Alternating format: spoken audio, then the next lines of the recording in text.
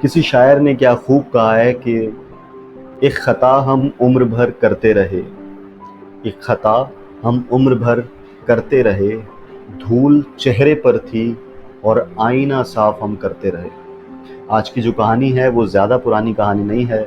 एक बार अमेरिका में एक कंपनी ने अपने एम्प्लॉयज़ को मोटिवेट करने के लिए, उनको दोबारा से जगाने के लिए एक एक्टिविटी की। एक नई सुबह जब एम्प्लॉयज़ अपने दफ्तर पे वापस आ रहे थे, तो उन्होंने नोटिस बोर्ड के ऊपर कंपनी ने एक बहुत बड़ी अनाउंसमेंट लगाई। जैसे जैसे एम्प्लॉयज़ अंदर आते, अपनी अटेंडेंस मार्क करते, तो वो देखते थे कि एक बहुत बड़ी अनाउंसमेंट जो है वो लगी हुई है। और नॉर्मली ये रूटीन होती थी कि एम्प्लॉयज़ अनाउंसमेंट्स को देख लिया करते थे, क्योंकि कंपनी जो है वो जनरल अपडेट्स दिया करती थी किसी भी हवाले से। उस दिन जब एम्प्लॉयज़ अंदर आए, अपनी अटेंडेंस मार्क की और उन्होंने अनाउंसमेंट को पढ़ा, तो अनाउंसमेंट पर लिखा था कि ये अनाउंसमेंट को पढ़कर आपको दुख होगा कि आपके एक कुलीग की कल डेथ हो गई है। और ये वो कुलीग थे जिनकी वजह से आपकी प्रमोशन, आपकी ग्रोथ रुक जाती थी। ये कुलीग आपके लिए रुकावट बने हुए थे और कल उनकी डेथ हो गई। साथ ये भी लिखा था कि बेसमेंट में उनकी डेड बॉडी कॉफिन में रखी है, तो आप बेसमेंट में जाइए, उनके लिए दुआ कीजिए और उनकी आखिरी बार उनका फेस देखिए और फिर अपने ऑफिस में तशरीफ़ लाइए। एम्प्लॉय ये पढ़ते और पहले तो उनको दुख होता कि जी हमारा एक कुलीग था जिसकी डेथ हो गई, लेकिन साथ ही उनके दिल में ये भी बात आती कि ये वो कुलीग था, ये वो बंदा था, ये वो शख्स था जिसकी वजह से मेरी प्रमोशन रुक जाती थी, जो मेरे लिए रुकावट था। तो थोड़ा सा दिल के अंदर खुश भी होते थे कि अब वो शख्स नहीं रहा और अब मेरी ग्रोथ हो जाएगी, अब मुझे तरक्की मिल जाएगी।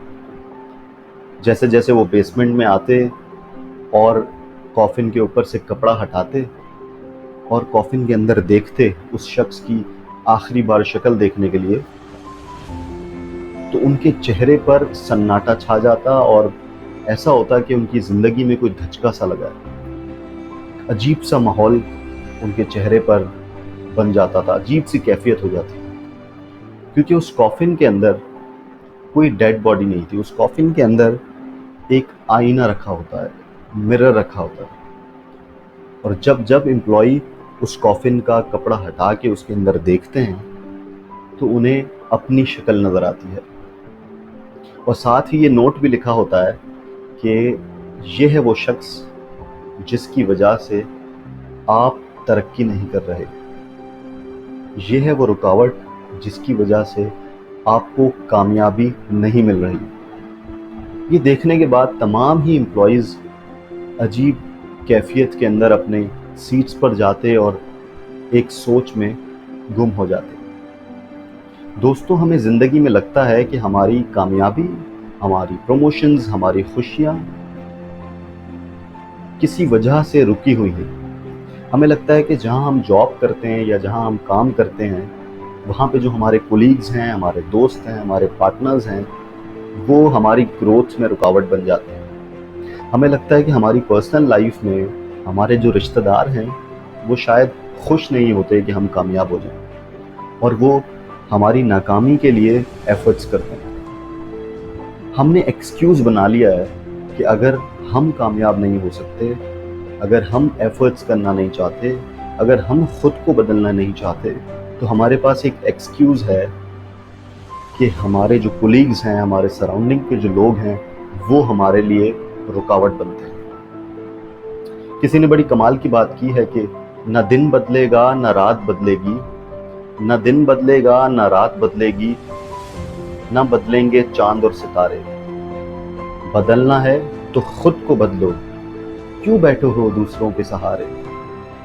तो दोस्तों, हमें दूसरों के सहारे से निकलना पड़ेगा। हमें ये बात हमारे दिल से, हमारे दिमाग से निकालनी पड़ेगी कि कुछ लोग हैं जो हमारे लिए रुकावट हैं। क्योंकि बहुत बड़े फिलोसोफर्स ने, बहुत बड़े राइटर्स ने, दुनिया के बड़े लोगों ने लिखा है कि इंसान का सबसे बड़ा दुश्मन खुद इंसान होता है।